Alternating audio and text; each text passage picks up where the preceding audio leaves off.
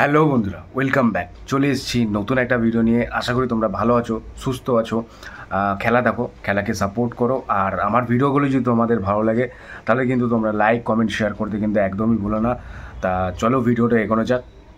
সবার ফার্স্টে বলি যে আমি যে কটা ভিডিও বানিয়েছি সেই ভিডিওর মধ্যে আমি সবসময় বলে এসেছি যে পজিটিভ ওয়েতে ইস্টবেঙ্গল যাচ্ছে এবং পজিটিভভাবে ইস্টবেঙ্গল কিন্তু ডিয়ামন্টাকসের পেছনে কিন্তু পড়ে আছে।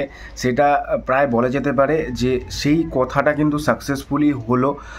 গতকালকে সাকসেসফুলি মানে 31শে মে লাস্ট দিন বলা যেতে পারে যে সাকসেসফুলি হলো।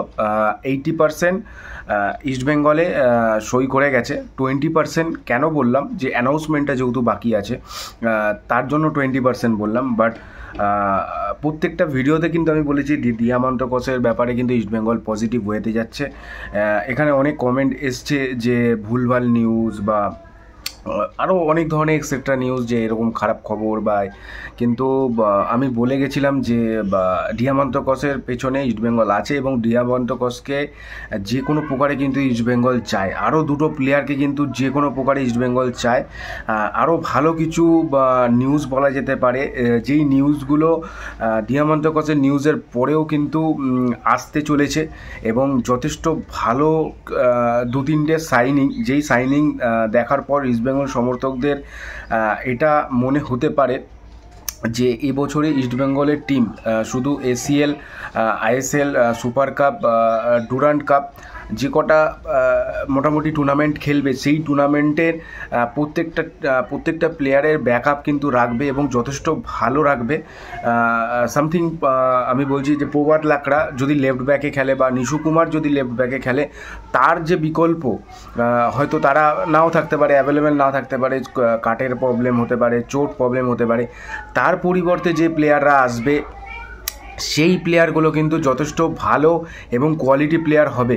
তা সুতরাং আরও কিছু ভালো ভালো সাইনিং বলা যেতে পারে যেগুলো ইস্টবেঙ্গল কিন্তু প্রায় মোটামুটি রেডি করে রেখেছে। শুধু একটা করে ছাড়বে যখন, তখন ইস্টবেঙ্গল সমর্থকদের কাছে একটা আশার আলো হতে পারে এবছরে। এবং এবছরে যা টিম, আমি মনে করি ইস্টবেঙ্গলে 5 বছর বা 6 বছরে one of the best team হতে যাচ্ছে। এবং ডিয়ামন্টাকস হচ্ছে ইস্টবেঙ্গলে হায়েস্ট পেইড ইন বিদেশি, যে এত টাকার স্যালারি ক্র্যাপে কোনো দিন আসেনি ইস্টবেঙ্গলে। বাট একটা জিনিস যেটা কিন্তু মাথায় রাখতে হবে যে ডিয়ামন্টাকস যেই দুটো সিজন কেরালাকে দিয়ে এসছে সেরকমই সিজন যদি ইস্টবেঙ্গলে দিতে পারে তাহলে ইস্টবেঙ্গল অন্যরকম ইস্টবেঙ্গল লাগবে। যে আমরা দেখেছি কোচ কার্লস কোয়াদ্রাদের শুরুতে প্রথম যে ইস্টবেঙ্গল যে গোল খাওয়ার পর, যেমন নর্থ ইস্টের বিরুদ্ধে ডুরান্ড কাপের মেবি সেমিফাইনাল হবে, যে 2 গোলে পিছিয়ে, যেখানে 85 মিনিট দিয়ে 2 গোলে পিছিয়ে সেইখান দিয়ে কামব্যাক করে কিন্তু ফাইনালে উঠেছিল।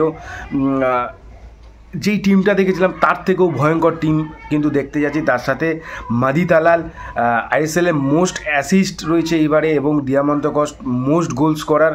তার সাথে ক্লেটেন সিলভা থাকবে, অভিজ্ঞ একজন ফ্রি কিক দক্ষতা বলা যেতে পারে। এবং ক্লেটেন সিলভা কিন্তু যে কোনো বলে কিন্তু যখন তখন অন্য কিছু করে দিতে পারে, যেটা আমরা উড়িষ্যার সাথে সুপার কাপের ফাইনালে দেখেছিলাম। একটা খুব ভালো বল এসেছিলো, ওই জায়গা থেকে অনেক বিদেশি বা অনেক প্লেয়াররা কিন্তু পারবে না।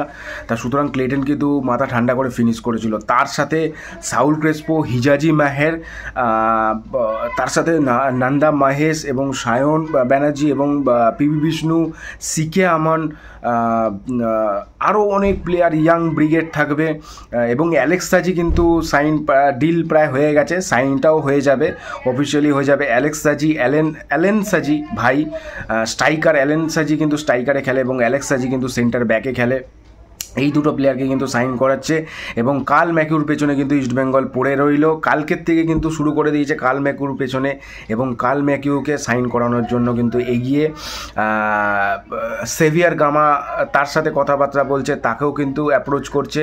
এবং আপুইয়া আর ভিনীত রায়, এই দুটো প্লেয়ারের মধ্যে হয়তো একজনকে হয়তো ফাইনালাইজড করতে পারে ইস্টবেঙ্গল, বাট আপুইয়ার চান্স কিন্তু অনেকটা বেশি। আপাতত এই নিউজ। বাট ডিয়ামন্টাকসের সাইন অসাধারণ সাইন বলা যেতে পারে, যেই সাইনটায় সব কিছু বদলে দেবে ইস্টবেঙ্গলের পরিকল্পনা বলা যেতে পারে। নেক্সট ভিডিওতে দেখা হচ্ছে, প্লিজ সাবস্ক্রাইব করুন।